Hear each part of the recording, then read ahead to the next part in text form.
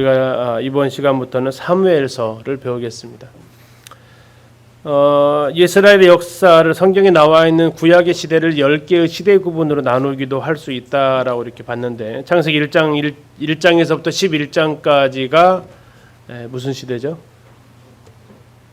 1장부터 11장까지가 창조 시대, 4가지 사건 그리고 4가지 인물에 대해서 같이 봤습니다. 12장부터 50장까지가 족장 시대죠. 3명의 족장, 아브라함과 이삭과 야곱의 족장 시대를 봤습니다. 그리고 이제 창세기와 출애굽기를 이어주는 인물이 있는데 그 바로 이제 요셉이 등장하고 있었습니다. 그리고 그들이 요셉과 함께 애굽에 들어가게 되고, 그래서 다음에 이어지는 책이 출애굽과 광야 시대 이렇게 봤습니다. 출애굽과 광야 시대는 책이 4권이나 됩니다. 어떤 책이에요?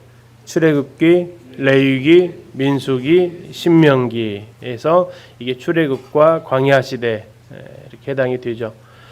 그 다음에 이제 무슨 시대입니까? 여호수아서가 가나안 땅 정복하는 정복 시대라고 말씀드렸습니다. 정복 시대, 가나안 땅을 여호수아 지도 아래 가서 정복하는 정복 시대. 책으로는 성경책은 여호수아가 거기에 해당이 됩니다. 자, 정복 시대 이어서 나오는 세대가요, 사사 시대입니다. 사사 시대. 그래서 가나안 땅을 정복한 이후에 하나님께서 원래 제사장과 레위인들을 통해서 이스라엘을 통치하기 원하셨지만 그들이 그 하나님의 뜻을 이루어드리지 못하고 오히려 범죄하고, 그러면서 하나님께서 사사들을 통해서 이스라엘을 구원하시는, 우리가 지난번에 사사기를 통해서 그 사사시대, 그리고 사사시대에 권말부록이 2 사건이 있었습니다. 하나가 종교적 타락, 무슨 사건이죠? 미가 신상 사건.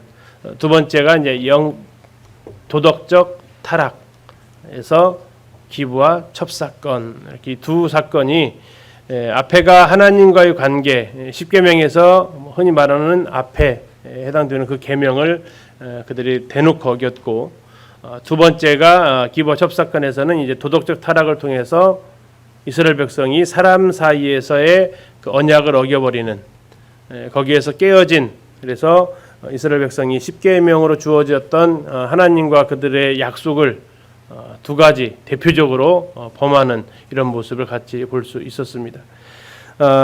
그럼에도 불구하고 그들에게 희망을 주었던 책은 무슨 책이었어요? 룻기죠. 그래서 사사시대의 권말부록이 아니라 별책부록이라고 말씀을 드렸습니다. 3번째 사건 에피소드가 이방 여인 모압 여인 룻을 통해서 다윗의 계보가 이어지면서 하나님의 구속사역이 끊이지 않고 계속해서 이어져가는 모습을 우리는 지난 시간까지 보았습니다. 이제 오늘부터 보시게 될 이 사무엘서는 사사시대와 왕정시대를 연결해주는 흐름 가운데 있습니다. 그래서 사무엘서의 초반은 사사시대가 되고, 사무엘상에서 중반부터는 이제 왕정시대로 들어갑니다. 이 사무엘서에서는 3명만 기억하시면 큰 흐름을 놓치지 않습니다. 자, 사사시대의 마지막이 누구라고 그랬죠? 사무엘입니다. 그래서 사무엘서에서는 사무엘이 초반을 장식하고 있습니다. 자, 그러다가 이제 그들이 왕을 요구하기 시작하면서 첫 번째 이스라엘의 왕이 세워집니다. 그가 누굽니까? 사울입니다. 그 사울이 사무엘하 1장에서 죽게 되고, 사무엘상 31장에서 죽죠. 사무엘하 1장에서 다윗이 그 죽음을 슬퍼하는 활노래를 부릅니다. 그리고 나머지 사무엘하 뒤에까지는 다 누구 이야기예요? 다윗과 관련되어진 이야기입니다. 그래서 사무엘서는 총 55장으로 되어져 있습니다.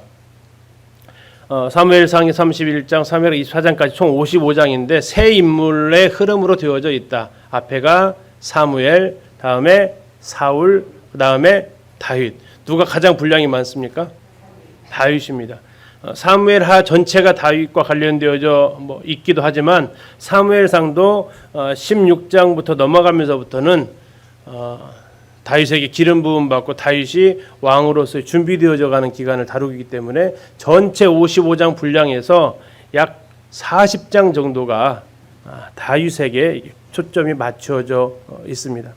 우리가 성경을 볼 때 기억하셔야 될 것 중에 하나가 성경에서 보여주는 것을 볼 수 있어야 된다라는 것을 기억하시면 좋겠습니다. 내가 보고 싶은 걸 보는 게 아니라 성경에서는 어디에다가 중점을 두고 있는가, 무엇을 더 많이 보여주고 싶어 하고 있는가를 우리는 그 할애된 지면을 가지고 볼 수 있고요. 반복되어지는 그 단어들을 통해서 볼 수 있고요. 그것을 찾아낼 수 있는 눈. 그래서 내가 보고 싶은 걸 보는 게 아니라 하나님께서 보여주고자 하시는 것을 성경을 통해서 보아야 되는데, 특별히 사무엘서에서는 누구에게 초점을 맞추고 있느냐라는 것을 이렇게 볼 때 하나님께서는 다윗에 대해서 여기에 대해서 초점을 맞추기를 원하신다라는 것을 알 수 있습니다. 자, 이제 사무엘서에 대해서 살펴보면요, 누가 썼느냐? 하나님이 쓰셨습니다. 대신 사람을 통해서 쓰시는 거죠. 그러면 하나님께서 누구를 통해서 쓰셨느냐? 여러 의견들이 있습니다. 왜냐하면 책의 처음에든지 마지막에든지 이걸 누가 썼다라고 제시를 해놓으면 아주 간단하게 이 문제가 해결하고 문제 자체가 되지 않겠지만 그런 것들이 없습니다. 누가 썼다라는 말 자체가. 그래서 추정을 하는 거죠. 제일 먼저 추정하는 사람은 이제 사무엘입니다. 근데 사무엘의 가장 큰 약점은 그가 사무엘하가 시작하기도 전에 죽는다는 거죠. 그래서 일부분 앞에 쓴 부분은 기록할 수도 있겠지만 사무엘하까지 사무엘이 썼다 그러면 이것은 이제 기본적인 상식을 넘어가는 것이 되겠습니다. 자, 그래서 사무엘이 아니다 그러면 누가 썼겠느냐? 이 사건을 가장 잘 아는 다윗이 아니겠느냐 하는 주장을 하는 분들도 많습니다. 왜냐하면 너무나도 세세하게 그 사람의 심리 묘사라든지 상황에 대한 설명을 너무나도 잘 해놓았기 때문에 그것은 자기가 경험하지 않은 상황에서는 쓰여질 수 없다라는 주장을 해서 다윗이 썼다라고 얘기도 합니다. 그리고 또 다른 주장은 제3의 인물이죠. 선지자 중에 한 사람이 썼지 않겠느냐. 그 여러 가지 역대상을 보게 되면 당시에 참고했던 책들이 나오는데 뭐 선견자 사무엘의 글, 또 선지자 나단의 글, 선견자 가세 글, 이 사람들은 전부 다 사무엘 상하에 나오는 분들입니다. 그래서 그걸 모아가지고 편집하지 않았겠느냐, 뭐 이런 지장도 있지만 아무튼 제일 중요한 것은 하나님이 쓰셨고 사람을 통해서 이것을 기록을 하셨습니다. 그러나 그 기록 자체가 이 누가 기록했느냐에 따라서 이 책에 어떤 영향을 끼치는 것은 아니기 때문에 우리가 이런 각도로 정도 생각하시면 되겠습니다. 두 번째는 이제 언제 쓰여졌느냐라는 것입니다. 언제 쓰여졌느냐? 어쩌면 이 누가 썼느냐보다도 조금 더 중심에 있다면 이 언제 쓰여졌느냐라는 것에 좀 더 관점을 두게 되는데요. 솔로몬의 죽음 이후로 아마 쓰여졌을 것이다라고 이야기를 합니다. 그 이유는 이제 밑에서 좀 보고요. 또 하나는 이스라엘이 멸망하기 전에 대해서 쓰여졌을 것이다라고 하는데, 첫 번째, 이 사무엘하의 제일 마지막 24장이 다윗의 통치 시대로 끝나기 때문에 그렇습니다. 솔로몬이 아직 그 왕으로서 등장을 하지 않는 시대로 들어가기 때문에 그 시기적인 것이 하나 있고요. 두 번째, 나라가 나뉘어졌다라는 암시적인 표현이 있습니다. 남유다라는 개념, 북이스라엘이라는 개념, 이런 이스라엘과 유다라는 나라가 나뉘어져 있다라는 느낌을 갖게 하는 본문이 있습니다. 그렇다면 이것을 썼을 때는 이미 남유다가 따로 존재하고 있었고 이스라엘이 존재하고 있었다라는 얘기가 되죠. 그렇다면 이스라엘이 3명의 통일 시대의 왕이 있습니다. 첫 번째 1대 왕이 사울, 2대 왕이 다윗, 3대 왕이 솔로몬이죠. 이 시대에는 남북 이렇게 나누어져 있지 않은 시대이기 때문에 그 표현 자체에 남유다 이런 개념 자체가 필요 없는 거죠. 그런데 그것이 기록되어 있다는 얘기는 솔로몬이 죽은 분열왕국 시대에 쓰여졌을 가능성이 더 크다라는 그런 관점을 보게 되는 겁니다. 세 번째, 북이스라엘이 멸망했다라는 내용이 전혀 언급되어 있지 않았기 때문에 북이스라엘은 아직 존재하고 있었던 그 시기로 본다. 그래서 솔로몬의 죽음 이후로 보는 이유는 남북에 나뉘어진 나라의 개념이 등장하고 있다. 그래서 분열왕국 시대다. 두 번째, 북이스라엘 멸망했다는 내용이 없기 때문에 그 이후에 분열왕국 이후에 나라가 멸망하기 전까지의 기록이지 않겠냐라고 이렇게 보고 있습니다. 이 사무엘 상하에서 말하고 있는 시간적 배경은 약 몇 년 정도를 가리키고 있냐면 다윗이 몇 년 통치합니까? 40년요. 다음에 사울은 몇 년 통치합니까? 사울도 약 40년 통치합니다. 이게 사울 통치하고 다윗 통치하는 걸로 끝내면 그 통일시대 왕국이 80년이 일단 그 기록 안에 들어가 있고요. 사무엘까지 들어가게 되면 사무엘이 태어나면서부터 사울이 등장할 때까지 기간에 해당되기 때문에 그것도 최하 40-50년에 해당이 돼서 100년 이상의 기록이 사무엘 상하에 포함되어져 있습니다. 대표적인 것을 아까 말씀드린 대로 꼽는다면 그 세 인물 중에서 사무엘, 사울, 다윗 중에 누구의 초점이라고요?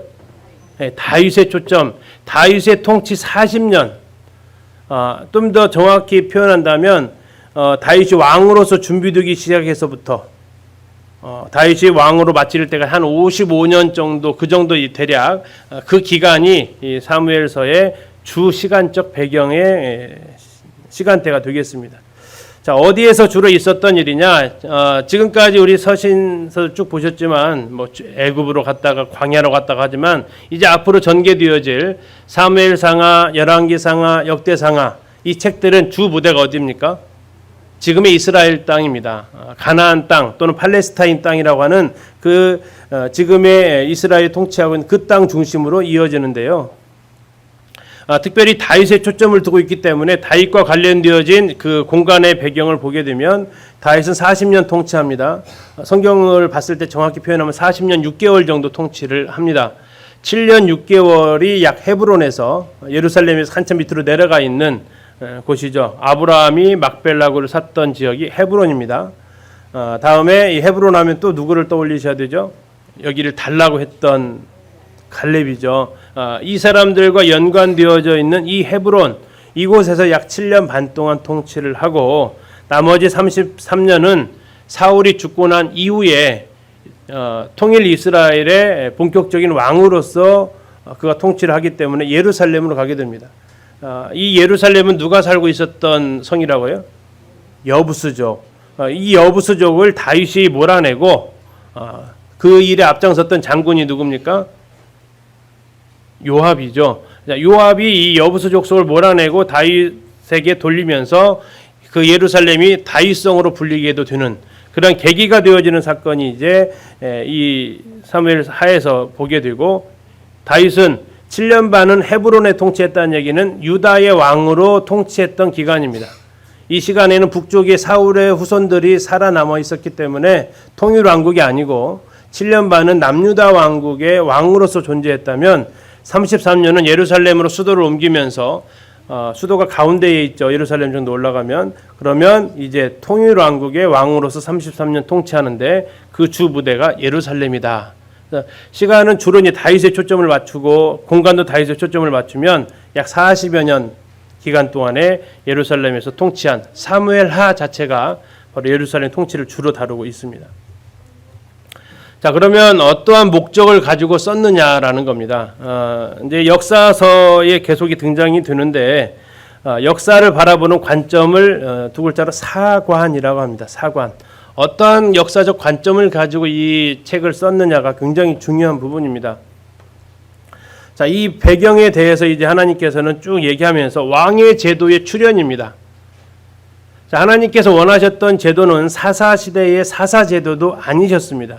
그리고 사무엘서에서 등장하는 왕으로서의 왕정시대도 하나님의 계획, 원래의 계획 가운데 있는 것도 아니었습니다. 이 왕정시대가 어떻게 시작되었는지를 사무엘서에, 특히 사무엘상에서 볼 수 있습니다.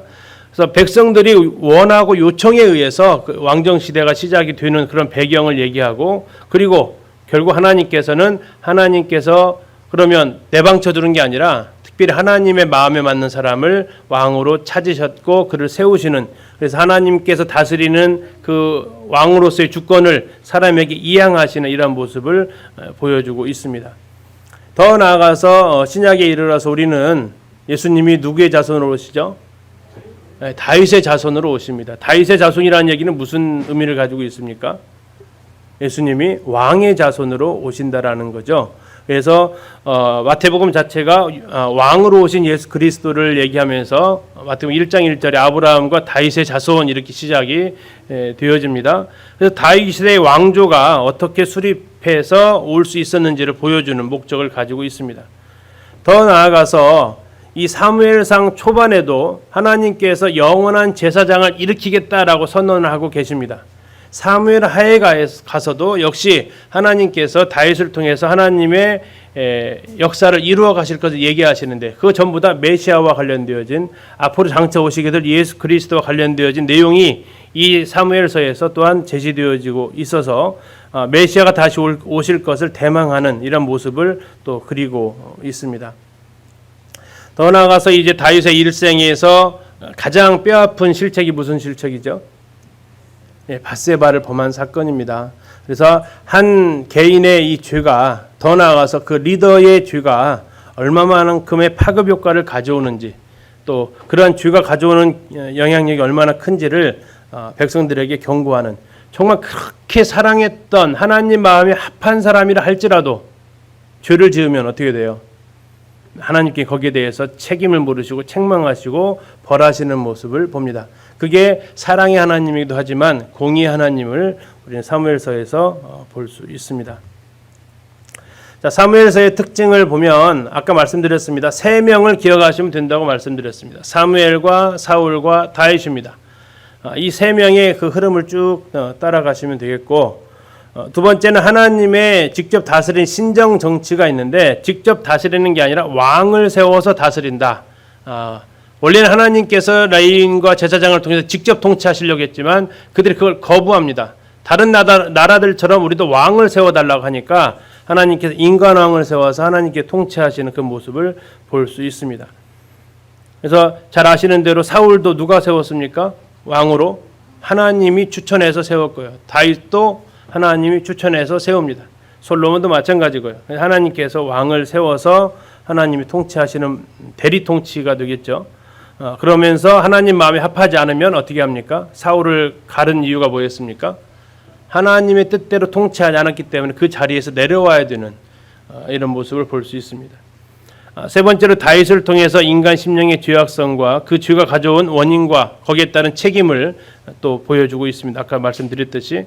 그리고 사무엘서에서 제일 중요한 장을 꼽으라고 한다면 대부분 의심하지 않고 사무엘하 7장을 꼽습니다. 사무엘서에서 제일 핵심되는 장이고 왜 핵심되는 장이냐면 사무엘 상하에서 제일 중요한 인물이 누구라고요? 다윗이라고 그랬죠. 그러면 다윗에게 있어서 그의 생애의 전환점이 되어졌던 가장 중요한 사건을 꼽으라면 무슨 사건입니까? 언약궤를 모셔오는 사건입니다. 그 언약궤를 모셔오는 사건을 통해서 하나님께서 그 다윗의 마음을 받으셨고 다윗에게 이제 네가 나를 위해서 집을 세워주겠다고 지금 계획하고 있냐?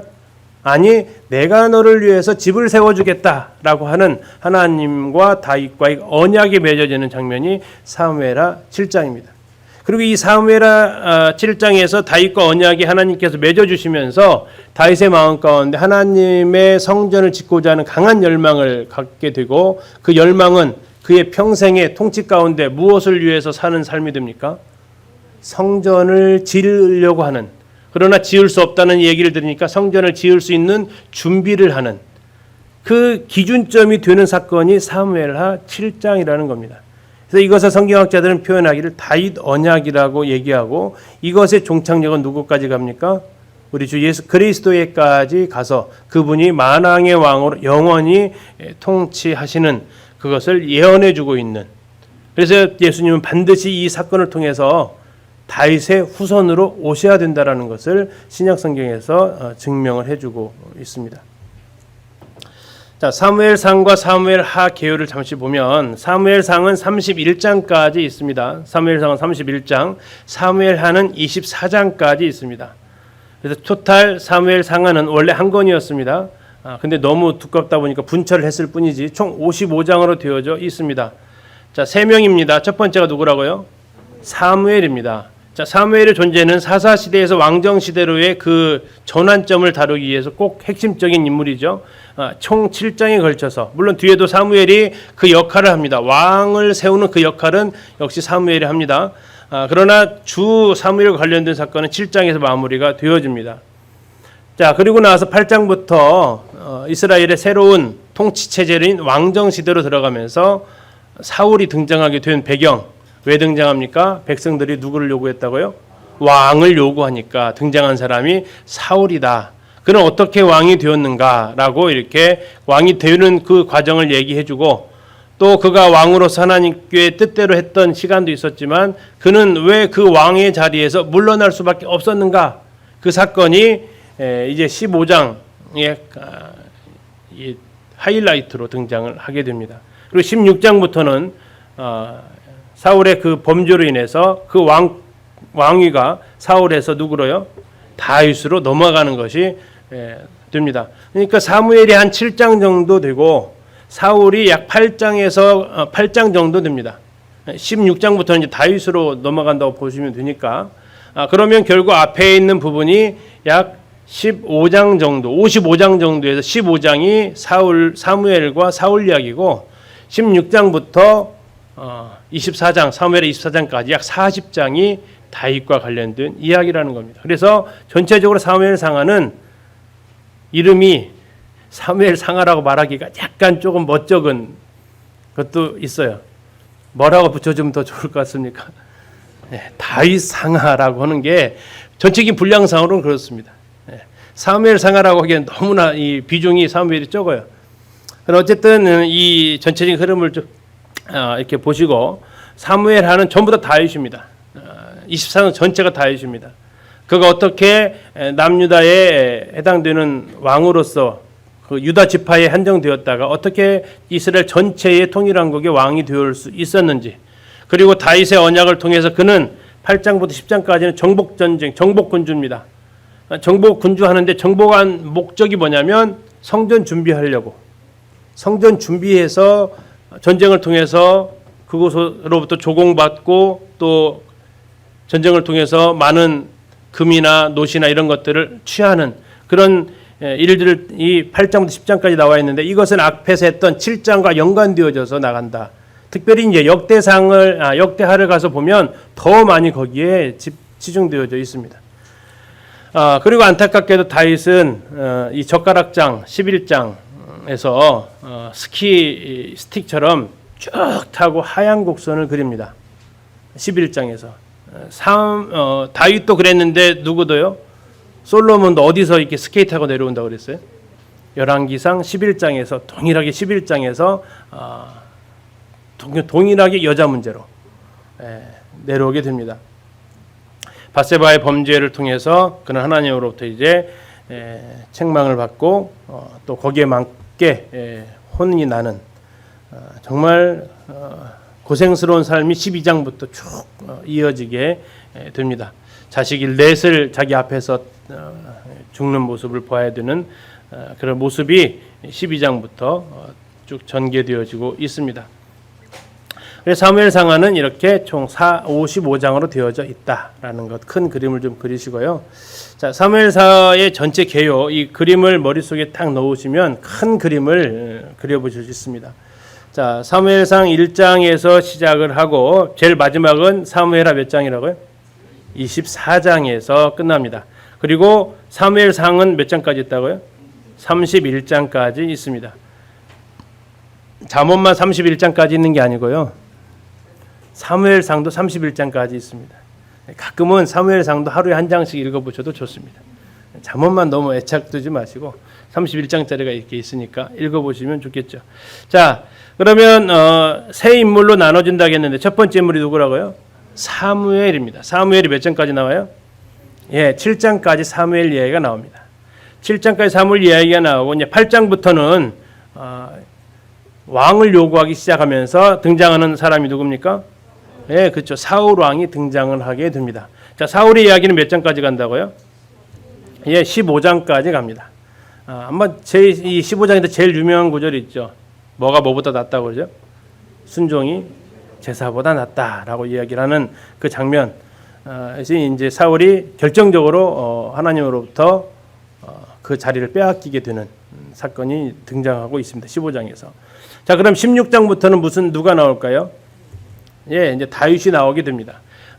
다윗이 사무엘에 의해서 기름 부음을 받게 되고 기름 부음 받으니까 같은 하늘 아래 기름 부음 받은 사람이 몇 명이 됩니까? 2명이 되는 거죠. 자, 누가 누구를 용납하지 못합니까? 그러면 먼저 기름 부음 받은 사람이 나중 기름 부음 받은 사람 용납하지 못하는 거죠. 그래서 다윗은 뭐 하고 다녀요? 막 도망다니기 시작합니다. 정말 많이 도망다닙니다. 이것은 왕으로서의 준비 기간인데 약 최하 10년 이상 도망다닙니다.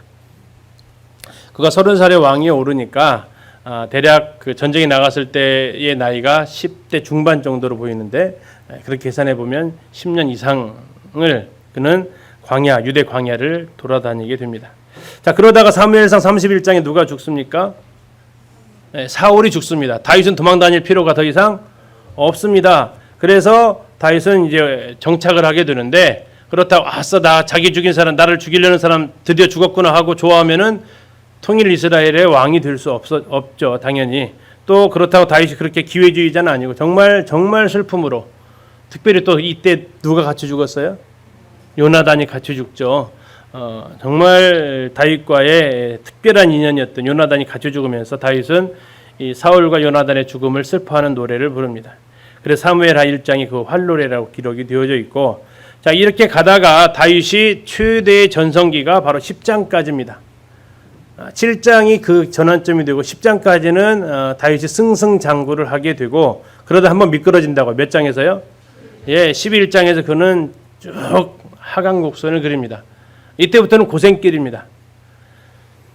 바세바를 취하면서 그는 하강길을 걷게 되고, 그러면서 그의 고난의 시기로 접어들어가게 됩니다. 심지어는 자식에게까지 쫓겨다녀야 되는 그런 참 불쌍한 운명을 갖게 되고요. 그러다가 이제 사무엘 20장에서 이 다윗과 관련된 이야기가 마무리되어지고 21장부터 24장까지는 역시 별책부록입니다. 별책부록이 나오는데 그것은 사울 시대에 있었던 하나의 사건을 이야기해주고 있는데, 기브온 사람들, 우린 기브온 하면 처음에 어디서 보셨어요? 여호수아 때 보셨죠? 자기가 먼 데서 온 것처럼 속여가지고 살아남았던 족속들. 자, 그러면서 여호수아가 그들에게 했던 약속이 있습니다. 무슨 약속입니까? 죽이겠다 안 죽이겠다 그랬어요? 안 죽인다고 했습니다. 그런데 사울이 어떻게 했어요? 그들을 죽입니다. 그러면서 그들이 하나님 앞에 원통함을 얘기하고, 그것으로 인해서 이스라엘의 재난이 찾아오게 되고, 다윗이 그 억울함을 해소해 주면서 이 뒷이야기가 전개가 되어지고, 또 잘 아시는 인구조사 관련된 이야기도 언급이 되어집니다. 그래서 사무엘상하 전체가 바로 이렇게 총 55장으로 되어져 있는데, 인물은 세 명이다. 사무엘, 사울, 다윗이다. 그리고 지금 그래프에서 보시듯이 전부 다 다윗 중심에 할애되어진 지면, 다윗은 또 다시 세 가지로 나누면 왕이 되기까지, 그리고 왕으로서 전성기를 누릴 때까지, 다음에 왕으로서 그가 고난 당하는 과정까지를 또 세 등분으로 나누어 볼 수도 있겠습니다. 대략적인 모습을 좀 제목을 통해서 보면, 사무엘상 1장에서 7장까지는 주 이야기가 사무엘인데요. 사무엘이 그렇다고 양을 또 많이 차지하고 있는 것도 아닙니다. 그가 어떻게 살았느냐를 그렇게 막 자세하게 기록하고 있지도 않습니다. 그가 어떻게 태어난지가 1장에서 기록되어지고 있고, 그의 태어남을 통해서 그의 어머니였던 한나가 하나님을 찬양합니다. 그리고 그는 사무엘은 굉장히 영적으로 어두운 시대에 살았다라는 그런 내용이 2장에서 언급이 되어지고 있고요. 그러다가 하나님께서 드디어 성막 안에서 잠자고 있던 사무엘을 부르십니다. 그래서 사무엘은 여기에 대해서 부르심을 받게 되고, 사무엘이 하나님의 말씀을 전할 때 말한 대로 이루어지면서 그가 하나님의 사람으로 이스라엘의 전체가 인정받는 시간까지 들어가게 됩니다. 한편 사무엘서에서 굉장히 안타까운 사건이 바로 블레셋과의 싸움에서 언약궤를 빼앗기는 사건입니다. 언약궤를 빼앗기고 블레셋이 언약궤를 가져가서 자기 신당에 놨는데, 오히려 자기네 신들이 이 언약궤 앞에 엎드려지고 부러지고 하면서 그들은 다시 언약궤를 어떻게 합니까? 이스라엘로 다시 가져가라라고, 가져가는 게 아니라 이제 그 두 소에다가 술에 실어서 보내게 되죠. 자, 그러면서 언약궤가 다시 이스라엘로 들어오게 되는데, 문제는 뭡니까? 이 언약궤가 갈 수 있는, 들어가서 머물러야 되는 건물이 무슨 건물이에요? 성막이죠. 성막이 불타버렸다라는 겁니다. 실로에 있었던 그 성막이 완전히 불에 타면서 언약궤가 갈 곳을 잃어버리냐? 어디로 갑니까? 어디로 가? 기럇 여아림으로 가서 20여 년간 그곳에서 임시 거처로 사용하게 됩니다. 그럼 그때 성막이 없었느냐? 성막 그때 당시에 이제 사울 왕 시대로 가서 보게 되면 어디에 있었느냐? 높당의 성막이 그때 있었던 것을 우리는 나중에 확인하게 됩니다. 자, 그러면서 이스라엘 백성이 이제 사무엘에 의해서 블레셋과의 전투 앞에 에베네셀이라는 그 지역으로 모이게 되고, 모였다는 소식을 듣자 블레셋은 이스라엘을 치러 올라가게 됩니다. 여기서 하나님께서 이제 이스라엘을 구원하셔서 사무엘이 사는 날 동안 더 이상 블레셋이 쳐들어오지 못하는 그런 일들이 이제 7장에서 마무리가 되어집니다. 이게 4, 5, 6, 7장은 사무엘 당시에 블레셋의 관계가 언급이 되어지고 있습니다. 자, 8장부터 15장까지는 사울의 이야기입니다. 사울이 왜 등장하게 됐느냐? 왕을 요구해서 등장했다. 그는 어떻게 왕이 되었느냐? 하나님께서 사무엘을 통해서 기름 부어서 그가 왕이 되었다. 왕이 된 사울은 어떻게 했느냐? 처음에는 전혀 인정을 받지 못했다. 그런데 아주 대표적인 첫 번째 싸움, 길르앗 야베스와의 그 싸움에서 승리하면서 백성들이 그를 다시 한번 왕으로 재추대하는 그런 가운데서 인정받게 되었다라는 것이 나오고, 그러나 그가 하나님 앞에 또 잘 나갈 때 조심해야 되는데 또 죄를 범하는 장면이 나오죠. 자, 그러면서 사무엘이 12장에서 이제 고별 설교를 합니다. 그리고 이때 가장 또 많이 알려진 것이 무슨 죄를 범하지 않겠다 그러죠? 내가 너희를 위해서 기도하기를 쉬는 죄를 범하지 않겠다. 그러면서 기도하는 걸 쉬는 것은 뭐라고요? 죄라는 성경의 선언을 우리가 보게 됩니다.